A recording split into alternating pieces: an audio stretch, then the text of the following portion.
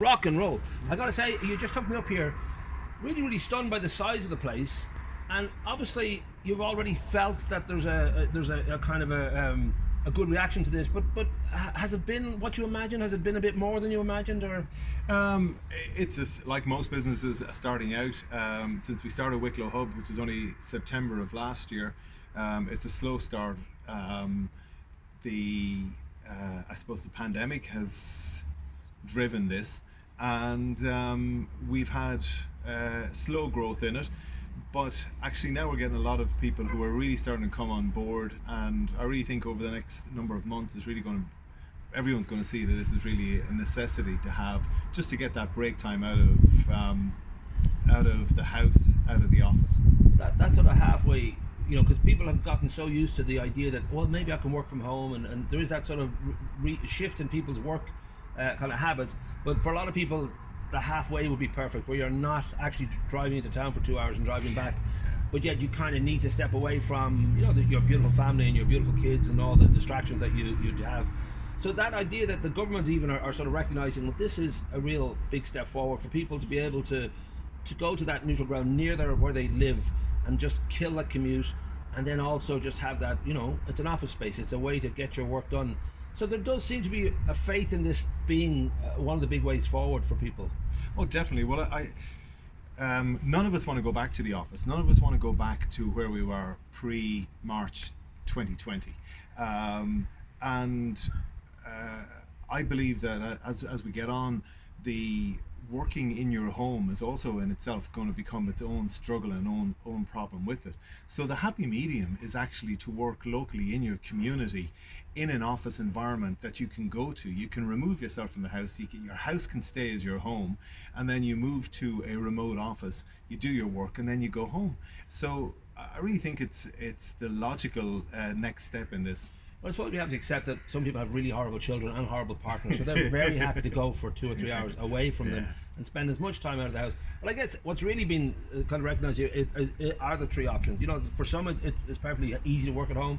Some it's very important that they are actually in their main office, and others have that happy medium where they can actually just still live in their area and work in their area without that struggle of.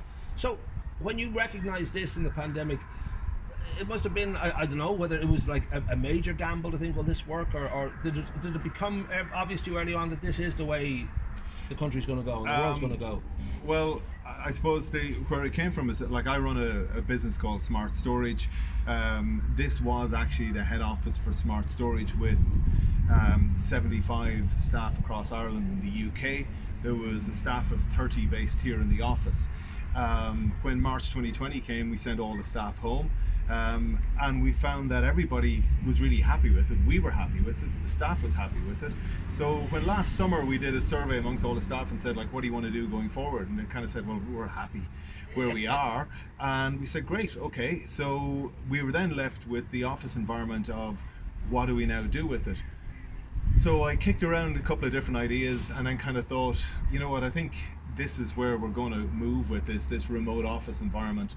So we were over 2 floors, and so we set the first floor up for a remote office in September last year, and we've had people from day one in and working away, and some people take it for a month or a couple of weeks.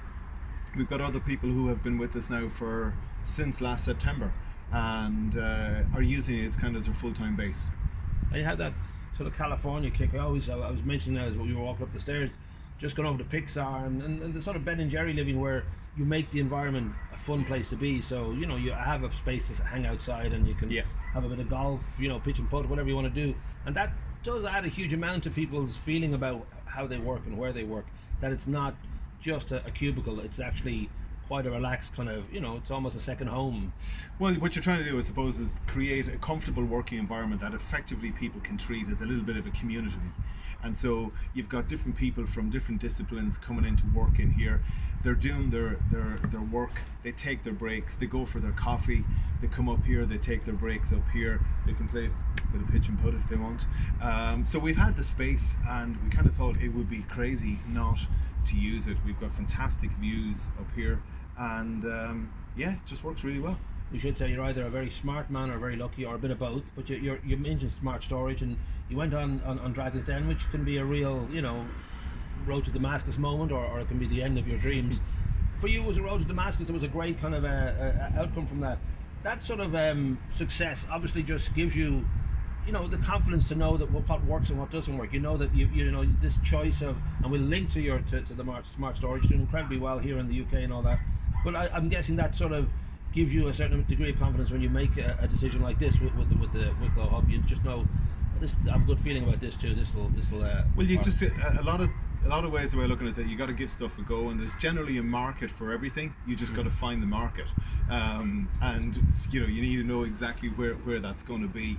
I see this as being an opportunity for people who, in the Newtown, the Greystones, Bray area, we now have a facility that if you don't want to return to the office, but you do want to have a proper working environment that gives you where you start and where you finish each day, and it's not in your kitchen or in your sitting room, then you've got that facility now on your doorstep. So it is the office without the commute.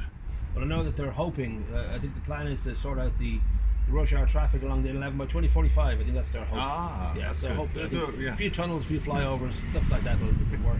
But yeah, we put all the links in. It is a beautiful spot, and as I said, I'm kind of surprised how big. Obviously you've got a lot of space here. Yeah. But I'll put the links in, and people get in touch. And the last thing would be the fact that the government have sort of given you the thumbs up, and a few others. That's got to be a strong signal that this is, how the world is thinking, how Ireland is thinking, that you really need to give people this option, that they will possibly love home, they will possibly want to go into their office, but a lot of them will want to just be able to step out their door and 5 minutes later be at a desk that isn't going to kill them to get there. Well, it is. The government giving us the grant support is fantastic. It's going to allow us to put in a lot of technology into here. So we want to put in these hybrid meeting rooms so that you can have 4 or 5 people sitting in a room, but have another 25 people that you can connect to, and you've got all of the proper equipment. So we're putting that stuff in with the grant supports, and then we're putting other facilities in place here so that it will actually make it a better working environment for this new way of working. So yeah, it'll be good. Nice. We'll go and play some golf then. I can't really play golf, but I'll give it a shot.